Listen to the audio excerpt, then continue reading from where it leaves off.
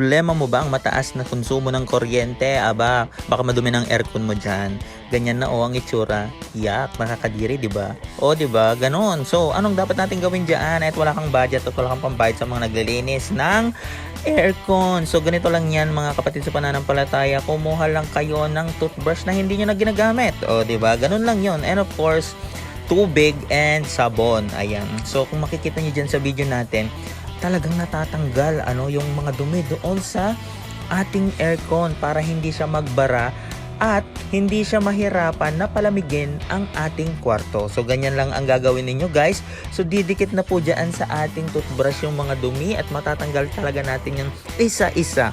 O diba? So makakatipid ka na sa pagbabayad ng maglilinis ng aircon. Nakatipid ka pa sa bayad mo ng kuryente.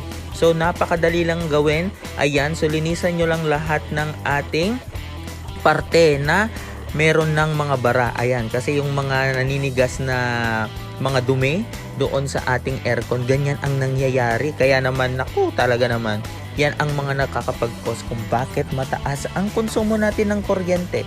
Okay? So after mo ngang malinisan yan at merong cleaning, self-cleaning yung aircon ninyo, ayan, i-click mo na yan kasi magki-clean yan mag-isa. O, diba? May mga ganong aircon talaga ngayon. Ang social naman talaga. Ito ngang aircon natin ay Haier. Haier ba? O Haier? Hindi ko alam. Basta ganon na yon. So, i-click mo lang yung clean yan at magsi-self-clean na din yung ating aircon talaga. Para yung mga ionization, diba? May mga ions, ganyan. At mas maging malinis yung air quality na ilalabas ng aircon natin. Yes, may mga ganong feature yung mga aircon natin. Kaya tignan nyo yung aircon ninyo kung merong ganon. Kung wala pang ganon yung aircon ninyo, magpalit na kayo ng aircon. O, diba? So, kapag nag-self-clean, ayan, para siyang ganyan. Nag-yellow talagang ganyan para lumamig yung ating paligid talaga. Okay? Kaya yung hangin dyan, yan po yung nagkakos kung bakit tayo nilalamig. Diba? Ang sarap yakapin ng mahal mo.